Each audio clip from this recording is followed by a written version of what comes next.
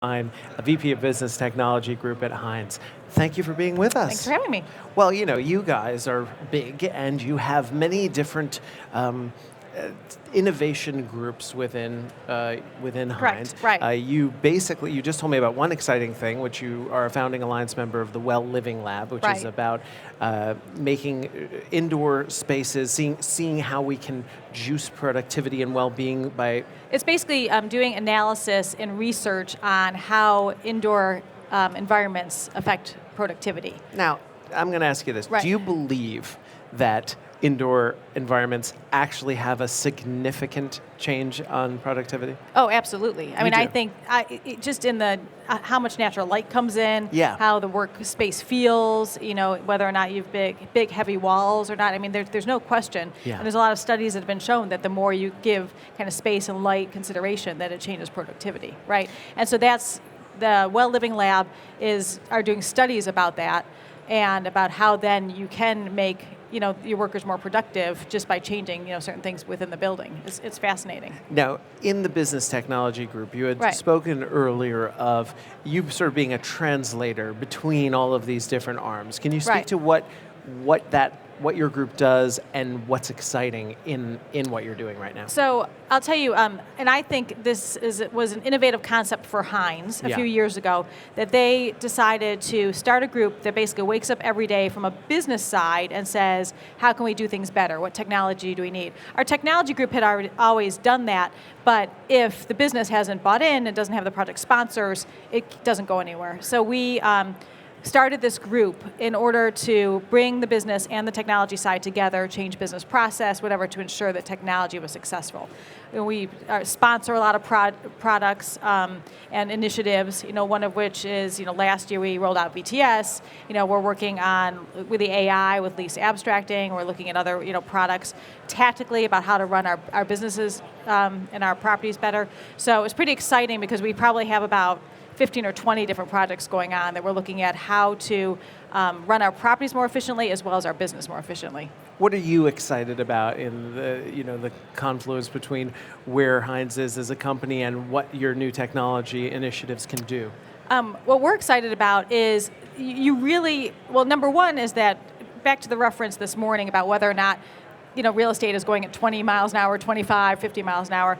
I'm excited that Hines has picked up the pace. Okay, Right. So that is huge, right? We're not at 25 or 50 anymore. We've picked up the pace. And what we're excited about is, with picking up the pace, I mean, there's all these new technologies that really focus on our tenants and making the tenant environment better, which the tenant environment being better leads to, more revenue in the building, better, investments, more capital coming in and all that. So it really starts at that blocking and tackling level and proceeds through the entire organization. And so we're really excited about doing things to make our tenants' lives better. Like what? Well, Hines has a conceptual construction group, and we've had that for years and years and years. And it is, okay, well, what can we do within the building to be innovative? One of which is we test out, different glass, curtain wall technologies, whatever, to make the inside workspace more comfortable. I see. Or what are the certain things that we can do from from thermostats or air cooling, that the tenant feels that they have more control over their environment, which makes them have a better experience. Right. We started a project in Minneapolis and actually have rolled out, which is called T3, which is a timber construction building. And with the theory is it's open space, it is filled with technology, it is really a place that younger millennials want to come work. Yeah. And so what we are finding is that the crux of our business right now is about companies satisfying their workforce and attracting top talent. So if we can change the spaces in our buildings to attract that talent, again, it goes through the entire life cycle of our business. Well, I mean, it's interesting because you see all these think pieces and articles about how for the upcoming generation, it's not always about, the bottom line compensation. It is Right. about feeling valued. It's about feeling honored. It's about feeling like you can be creative and heard. Right. So you're really on the edge of that. Let's talk, if we can, about specific things. Like you talked about certain glasses. I know I've seen it not deeply used, but in some buildings, glasses that become opaque. Right. What are Right. some of the environmental cues and structures that you've seen used that you think are interesting? Well, again, with the discussion on Salesforce Tower that we Yeah. had this morning with Jim Whalen, I mean, that airflow and everything, a lot of that came... Now they didn't get to see that keynote, so what was he talking about? So it was basically about moving the air throughout the space differently. It wasn't top down, it wasn't bottom up. It's the coming at it from 3 different ways to circulate the air and provide a better indoor air quality for the tenants, right? And so this is what our conceptual construction group does. It is testing overhead lighting to ensure that that isn't, giving off any, negative emissions and or just, feeling. I mean, sometimes, right? I mean, fluorescent light, everybody doesn't like that, right? Yeah. Things like that. I mean, it's from, I'll tell you, I mean, Hines is an innovative company by nature, that there's tools out there that were being tested to spray on windows to try to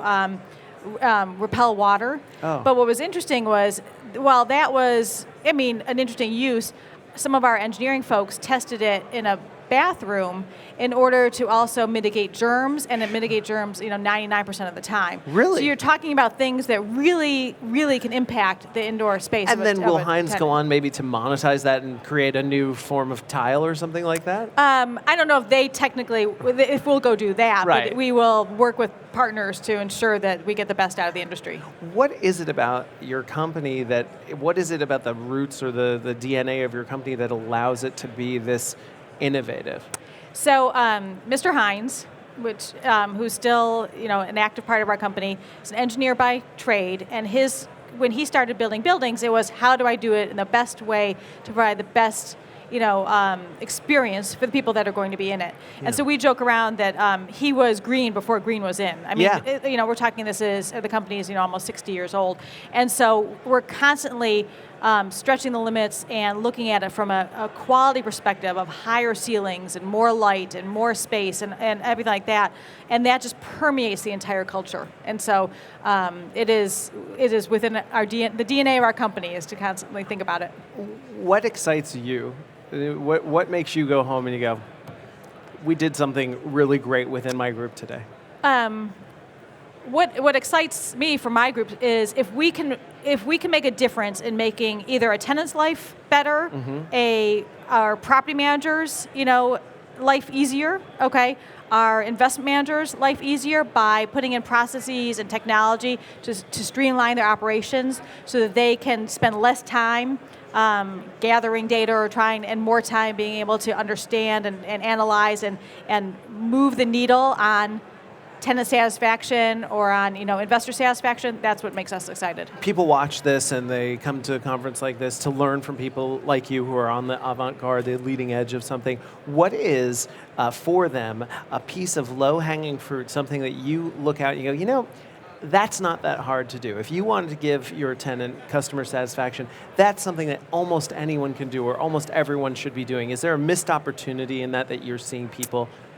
From a tenant satisfaction standpoint, I think it all depends on the building, and Right. I think it depends on the situation and all that kind of stuff. I mean, for us, it's just about customer service and attention, right? So it's Right. about listening to those tenants, okay, and really ensuring that you're understanding what they're saying, so you give them what you want. So, one of the things that we're looking at is, apps in order to have them communicate more directly with us, right? Rather than just going through their tenant reps, okay? So let's figure out how better to listen to those tenants and do it in a broader way so we can answer their needs, get back to them, and provide that customer service. Looking out over the next 12 months, let's say, Right. 24 months, what's up ahead for you? From a Hines perspective, I think that we've put in place a new innovation officer, okay, and he's looking pretty heavily at whether it's new product, whether it's new design. We are focusing heavily on that tenant space, okay? Yes. Additional building amenities, things like that will better the experience for the tenant. So I would say in the next 12 to 24 months, I hope that Hines will be in the leading edge of making radical changes for the tenants. Fantastic. Ilene, thank you so much. Thank you. Really look forward to seeing what you're up to next. Thank you. Absolutely, thank you. Ilene Goldfine from Hines Interest, VP of